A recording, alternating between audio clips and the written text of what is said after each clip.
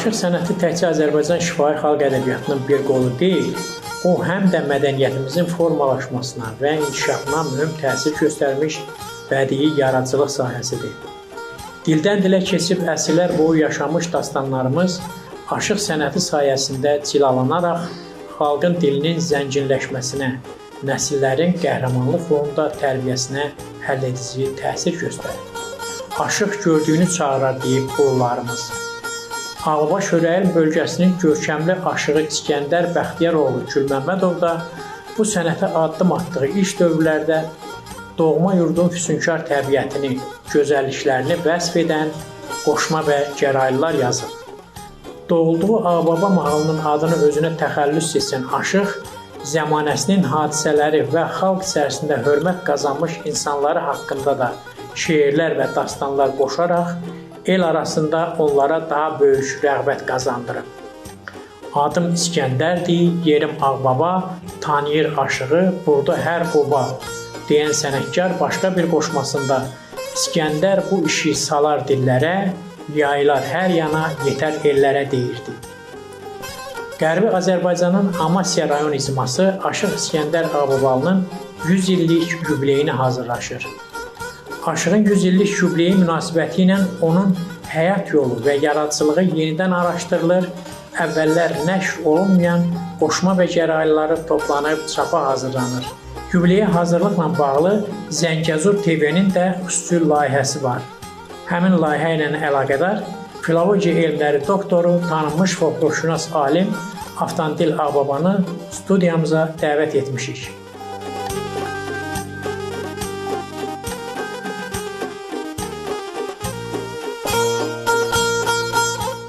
Bu istiqamətdə xeyli işlər artıq həyata keçirilir və davam eləməkdədir. Qeyd edeyim ki, Aşıq İskəndər Ağbabalı Azərbaycan aşıq sənətində yeganə sənətkarlardan biridir ki, Doğu Anadolu və Qərbi Azərbaycan, belə deyək də, Azərbaycan aşıqlığı arasında bir keçid körpü rolu oynayan sonuncu sənətkardır. Çünki onun mənsub olduğu sənət ocağı artıq sıradan çıxıb. Azərbaycan aşıq mühitlərinin ən güclü mühitlərindən olan Ağbaba, Şörəyi, Çıldır aşıq mühiti bildiyimiz kimi 1828-ci ildən başlayaraq Rusiya tərəfindən işğal olunan ərazilər bir-bir erməniləşdirilib, yaxud başqa millətlər köçürülüb. Məsələn, Ağbaba, Çıldır zonasına yaxın olan Ağska rayonu tamamilə 1944-cü ildə tamamilə köçürüldü Qazaxstana və orada Azərbaycan türklərinin izi tozu qalmadı. O sıradan çıxdı. Qızılqoç rayonu sonradan Kukasyan adlandı, o sıradan çıxarıldı. Yeganə sırada qalan Ağbaba hissəsi və yəni Ağbabanın Türkiyədə qalan hissəsi var. Bir də Qərbi Azərbaycanda qalan hissəsi var. Bir də Şörəyinin bəzi hissələri, bir neçə kənd qaldı. Və aşıq ədəbiyyatı da Xəstə Hasandan başlayan, Aşıq Nuriyə gələn, Aşıq Nuridən Aşıq Şenliyə, Aşıq Şenlikdən Güllübulaqlı Aşıq Nəsibə, onu da deyim ki, Aşıq Nəsib həm də Kör Nəsib, gözləri görməyib onun uşaqlıqdan Kör Nəsib kimi çox məşhur bir aşıq olub. Aşıq Nəsibdən də Aşıq İskəndərə gəlib çatıb. Yəni Aşıq İskəndər o sənət ocağının ən qüdrətli saz söz yatırımını sinəsində saxlayan bir sənətkar olub. Amma Azərbaycanla əlaqələr, Ağbaba Şörəyinin əlaqəsi əsasən 60-cı illərdən biraz güclənib. Çünki 60-cı illərə qədər elm və texnikanın az inkişaf elədiyi bir dövrdə 900 kilometrə yaxın bir məsafəni qət eləyib Bakıya gəlməyə, əlaqələr yaratmaq o qədər də asan iş deyildi. Ona görə də Aşıq İskəndər diqqət mərkəzindən kənarda qalıb. Yalnız Aşıq İskəndər yox, o bölgənin, Ağbaba Şörəyi bölgəsinin folkloru, etnoqrafiyası, milli adət-ənənələri, musiqisi, bunların hamısı təsadüfdən təsadüfə xatırlanıb. 80-ci illərdən etibarən başlayaraq buraya diqqət artırıldı. O da şəxsi təşəbbüslər vasitəsindən. O cümlədən Aşıq İskəndər də diqqəti çəkdi. Nəyə görə? Çünki Aşıq İskəndərin sinəsində elə saz söz repertuarı var idi ki, onları Azərbaycan aşıq yaradıcılığında digər aşıqlar bilmirdilər. Məsələn, tutaq Güləndamı aşıq havası, Şenlik Mirzə canısı, Şenlik Çukurobası, Tərcümanı və sair kimi Aşıq İskəndərin özünün İskəndəri havası, Sümmaninin Aşıq İskəndərdən aldığım bilgiyə görə bu havanın adı süründürmə olub, Sümmaninin adından bağlıdır, Aşıq Sümmani bəstələyib. Və sair kimi belə saz söz havaları yalnız Aşıq İskəndərə mənsub idi, o bilirdi.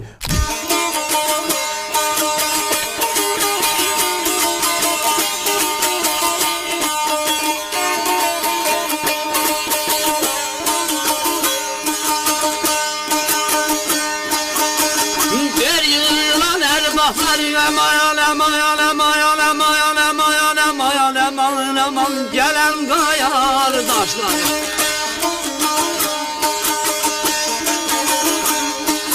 bir sığmadı derde. Düştüm buyu gece, düştüm buyu gece, düştüm buyu gece. Azərbaycan aşıq yaradıcılığında çox az aşıq bunun bəzi havalarından xəbərdar idi. Sonra Nanayi saz havaları olub o tərəfdə, Ağbaba Şörəyə zonasında, Sufi saz havaları olub, məsələn Qurdoğlu Sufi saz havasıdır, Dərbədəri Sufi saz havasıdır və s. Bütün bunlardan yalnız Aşıq İskəndər xəbərdar idi. Halallaşını gördüm. Gözəlcə ayamalı, gözəlcə ayamalı. Ay bil ki təcəvür ol ey çaşdın bu gecə. Bil ki təcəvür ol ey çaşdın bu gecə. Halallaşıb ey gördüm. Gözəlcə ayamalı, leyli, leyli, leyli, leyli, leyli, leyli. Aşıq İskəndərin yaradıcılığı 80-ci illərdə az-az diqqəti cəlb elədi. 80-ci illərdən sonra Hüseyn Arif onun arxasınca ellərkən də gəlmişdi. Tanıdı ki, belə bir aşıq var. Məhz onun təşəbbüsündə 1984-cü ildə 4-cü Aşıqlar Qurultayına o qonaq çağırıldı. Aşıq İskəndər ümumiyyətlə Azərbaycan əlaqəsində folklorşünas alim Əli Şamilin adını mütləq çəkmək lazımdır. Əli Şamil folklorşünasdır, çox gözəl, geniş ədəbi əlaqələri var və Aşıq İskəndərin tanıdılıb üzə çıxarılmasında onun böyük xidmətləri oldu və o Aşıq İskəndər Ağbabalı adlı bir kitab da nəşr elətdirdi. Orada onun xatirələri, Aşıq İskəndərlə məktublaşmaları, onu deyim ki, Aşıq İskəndərin sənət xəttinin bir ucu Qazaxıstana uzanır. Nəyə görə? Çünki Qazaxıstanda, Özbəkistanda, ümumiyyətlə Türkmenistanda, o Orta Asiya zonasında vaxtilə Ağbabadan, Şörəyeldən, xüsusilə Ağsqadan sürgün olunmuş Azərbaycan türkləri yaşayırdılar. Onların əksəriyyəti Aşıq Şenliyin sənət ocağının, Aşıq Summaninin, o dövrdə yaşamış məsələn Aşıq Zülalinin, Rəcəb Hifsinin və o zonada yaşamış Ağbaba Şörəyel Çıldı zonasında yaşayıb yaratmış aşıqların onlar yaradıcılığından bilirdilər o dövrdə. Ona görə də onun həsrətini həmişə çəkirdilər. Onu Aşıq İskəndər Ağbabalı dönə-dönə, xüsusən ən çox Qazaxıstana, Türkmenistana səfərlər eləyib və orada o Aşıq Şenlik sənət ocağını yaşatmışdır. Və indi də onun müəyyən dərəcədə xəttini davam elətdirən oğlu Aşıq Fəxrurdur. Ümumiyyətlə, Aşıq İskəndərin saz söz havalarından başqa həm də zəngin dastan repertuarı olub. Məsələn, onun Gürcü qızı, Qaçaq Usuf, Sarının dastanı, Təbriz oğlu kimi dastanlar regional dastanlardır. Və bu dastanlardan çox adamın xəbər olmayıb. Məsələn, bir fakt deyim, 1993-cü ilə qədər Qaçaq-Yusif dastanı yalnız şifahi yaddaşlarda yaşayırdı. Şifahi yaddaşlardan bəlli idi ki, Qaçaq-Yusif əslən Ağbabanın Göllü kəndindən olub və burada Çar Rusiyasına qarşı mübarizə aparıb. Hətta onun bir şeiri var Qaçaq-Yusifin haqqında. Bildiyiniz kimi Qaçaq-Yusifin qəbri Göllüdə, qəbristanlıqda o dostu Allahyarla birlikdə qoşa qəbirdir. Onlar qoşa qəbirdə hasara alınmışdı.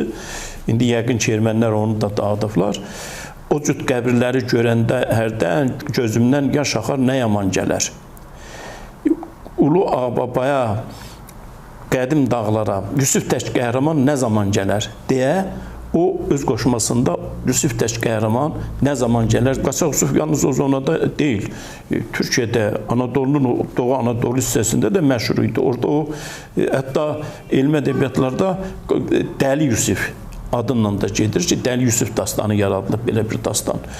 Ümumiyyətlə, dastan yalnız 1993-cü ildə onun Qaçaq-Yusifin qohumu Nizami, rəhmətli Nizami Məmmədcanlı və mənim iştirakımla toplandı və çap olundu.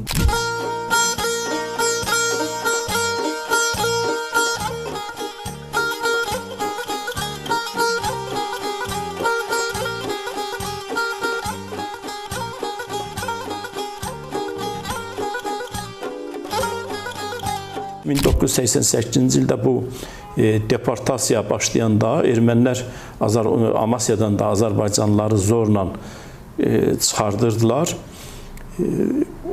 Aşıq İskəndər həmişə öz kəndinə gedəndə yolu bizim kətdən keçirdi Balıqlıdan. Mənim evim də yolun kənarındaydı.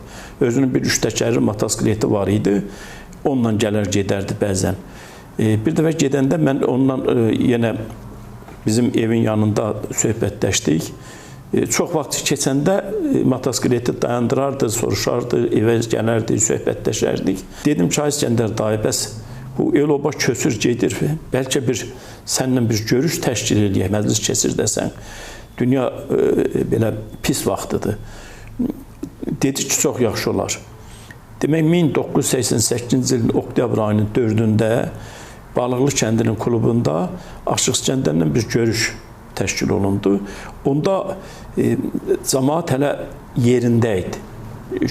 Köçənlər var idi. Hər kətdən 10 ev, 15 ev, amma kütləvi hal almamış. Kütləvi hal zəlzələdən sonra oldu. Deməli, bütün kətlərdən, Güllücədən, Ellərkətdən, Balıqlıdan, Təpəkətdən, Quzuqətdən, Çaybasardan və bütün kətlərdən demək olar ki, o Balıqlıya gəldilər və Aşıq İskəndər 3 saata yaxın orada bir məclis təşkil elədi. O Ağbaba Şörəyi Çıldır zonasının saz havalarından, Dərbədəri, Otananayı, Şenli Mirzə Canısı, Xoşdamağı, Ağbabayı və bu kimi saz havalarından çaldı, oxudu, Qaçaq-Yusif dastanından, Təbrizoğlu dastanından hissələr söylədi. Cəmaatın özünün sifarişindən ki, ay İskəndər dayı, ay Aşıq bu əhvalatlardan da danış. Xüsusən ən çox da Qaçaq-Yusifin Başınalı səfəri, Qaçaq-Yusif xəyanətkarlıqla öldürülüb. O, öksüzdə olarkən kimsə onu satıb, onu qəflətən yaxalamışlar. O hissəni elə yanıqlı, elə sazla, sözlə danışırız ki, istər-istəməz adam barmağını kəssən belə xəbər olmazdı. Və o gecə çox axırıncı gecə bizim Amasya'da keçirilən bir saz gecəsi oldu. Onun haqqında mən bir məqalə yazdım. 1988-ci ilin 17 noyabr qəzetində, Əmək qəzetində çap olundu. Ağbaba dağları kimi uca. O məqalə indi də məndə durur və hörmətli akademik Abel Məhərrəmov, icmanın sədri, bu işləri bölüşdürərkən folklorşünas alim Şahbaz Balakişiyevə xüsusi tapşırıq verdi ki, Aşıq İskəndərin haqqında ən kiçik faktlar belə toplansın, üzə çıxarılsın və təqdim olunsun. Həyatının 60 ildən çoxunu doğma yurtda yaşamış böyük ustad, soydaşlarımızın sonuncu deportasiyası nəticəsində ömrünün qalan hissəsini vətən həsrəti ilə keçirdi. Bu niskil, bu ağrı Aşığın yaradıcılığına hopub. Necə oldu Ellərkənd soyuq bulaqlı, Çivinli, Quzu kənd sərin yaylaqlı, Güllücə Balıqlı, əziz qonaqlı, o keçən dövranlar hanı görünməz deyən aşıq doğma yerlərin həsrətini yanğı və göynərti ilə ifadə edib.